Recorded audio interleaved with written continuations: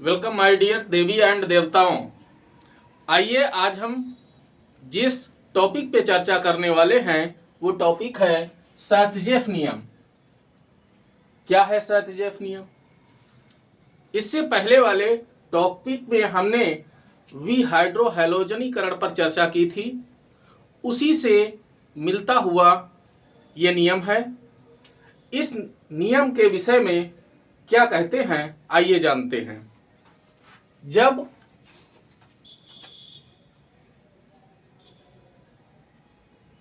कोई hello alkene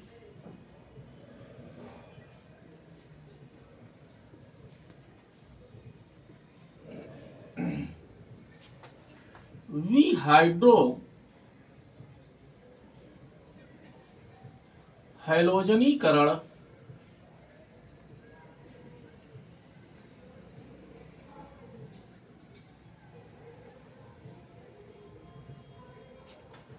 क्रिया द्वारा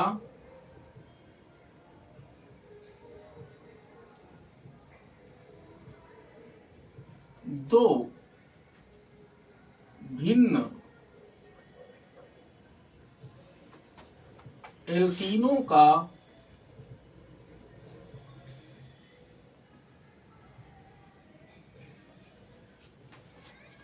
निर्माण करता है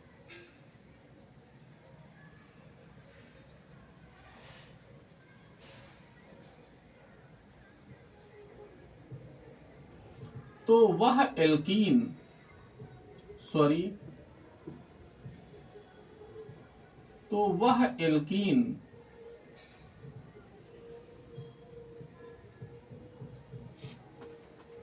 मुख्य उत्पाद होता है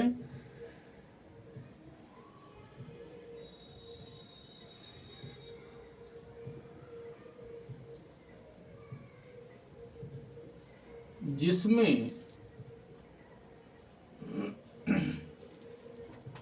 द्विबंधीय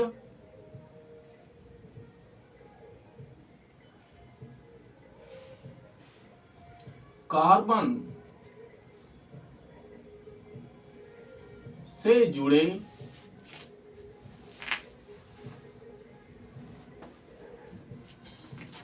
एल्किल समूहों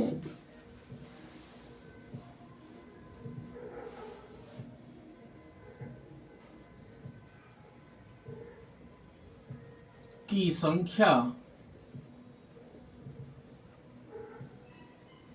अधिक होती है।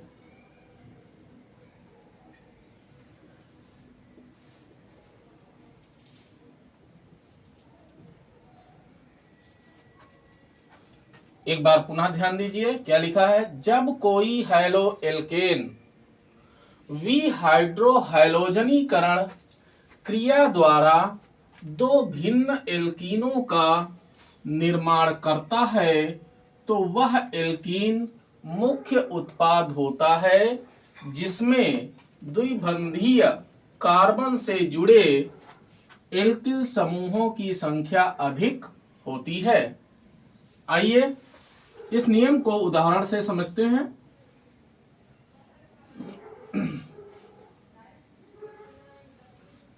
जैसे हमने CH3 single bond CH2 single bond CH single bond X single bond CH3 हमने ये लिया। अब हम इसे एल्कोहलिक KOH के साथ में गर्म करेंगे तो यह दो प्रकार के एल्कीन का निर्माण करेगा। दो प्रकार के एल्कीन बनाएगा। वो दो प्रकार के एल्कीन कौन से होंगे? एक वो एल्कीन होगी जो इस वाले हाइड्रोजन को, आप ऐसे समझ लीजिए, एक इधर हाइड्रोजन है बैठा हुआ, एक इधर हाइड्रोजन बैठा हुआ है। और दोनों ही हाइड्रोजन बीटा हाइड्रोजन है। भाई ये वाले कार्बन जिससे हाइड्रोजन समूह जुड़ा है इसे अल्फा कार्बन, इसको बीटा, और ये भी बीटा है। तो दो दो बीटा बैठे हुए हैं, तो ये वाला हाइड्रोजन विस्थापित होगा तो यहां पर डबल बॉन्ड आ जाएगा। अगर इसके साथ में ये वाला हाइड्रोजन विस्थापित होगा तो यहां पर डबल बॉन्ड आ जाएगा। अब इसमें मुख्य उत्पाद कौन सा होगा, तो हम दोनों उत्पाद यहां पे लिखते हैं। एक तो उत्पाद होगा आपका CH3 single bond CH, double bond CH, single bond CH3, और दूसरा उत्पाद होगा CH3 single bond CH2, single bond CH और डबल बॉन्ड CH2।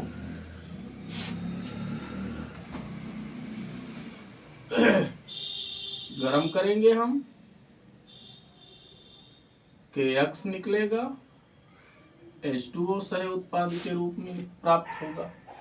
अब इसमें मुख्य उत्पाद कौन सा होगा, एक तो है आपका ब्यूट 2इन।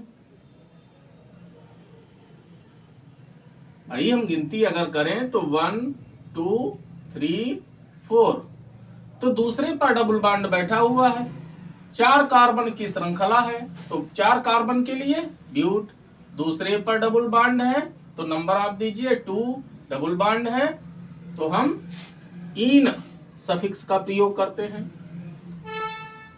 वहीं इधर आ जाइए, हम गिनती इसमें किधर से प्रारंभ करेंगे, इधर से, क्योंकि हमने आपको बताया था कि हम कार्बन श्रृंखला में गिनती उधर से प्रारंभ करते हैं जिधर से डबल बॉन्ड या ट्रिपल बॉन्ड नजदीक होता है, या हम कहें कि जिधर से क्रियात्मक समूह नजदीक होता है। तो हम इधर से गिनती करेंगे तो 1 2 3 4, नाम क्या हो जाएगा इसका, ब्यूट 1इन। अब ये 2 प्रकार के उत्पाद यहां पर बने, एक ब्यूट 2इन बना, एक ब्यूट 1इन बना। तो सैतजेफ का नियम क्या कह रहा है, कहता है कि वह एल्कीन मुख्य उत्पाद होता है जिसमें द्विबंधीय कार्बन से जुड़े एल्किल समूहों की संख्या अधिक होती है। तो यहां पर आप देखिए, हम इसको मिटा दे रहे हैं,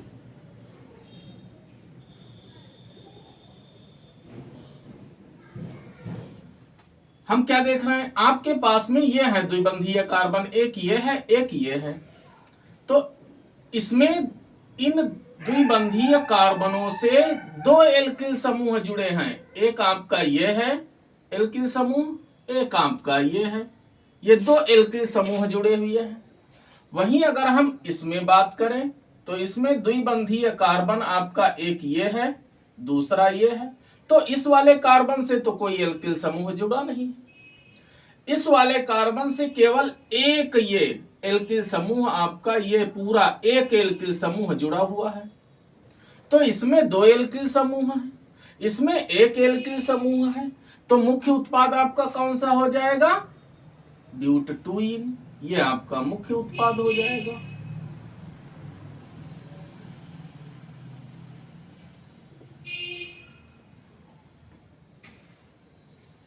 और ये आपका सह उत्पाद होगा जिसे गौड़ उत्पाद भी बोलते हैं, तो ये है आपका सह उत्पाद।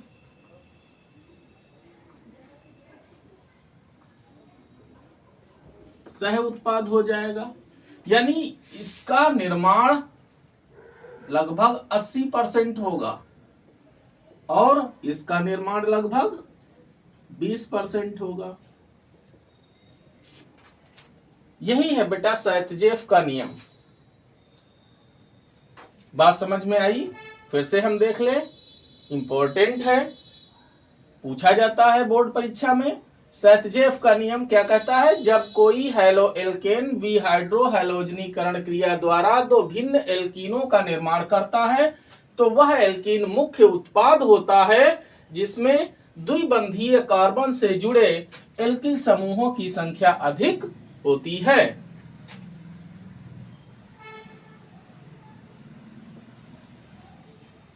आपको इसे अपनी कॉपी पे उतार लेना चाहिए और साथ में तैयार भी कर लीजिए इसे। अच्छा, ये जो हमने लिया था अभिकारक, ये क्या था भाई? हम गिनती किधर से करें? इधर से करेंगे। 1 2 3 4। तो क्या होगा? 2 हाइलो ब्यूटेन, 2 हाइलो ब्यूटेन।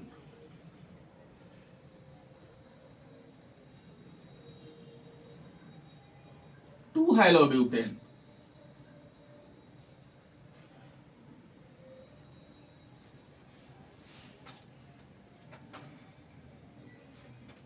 बात समझ में आई? Thank you.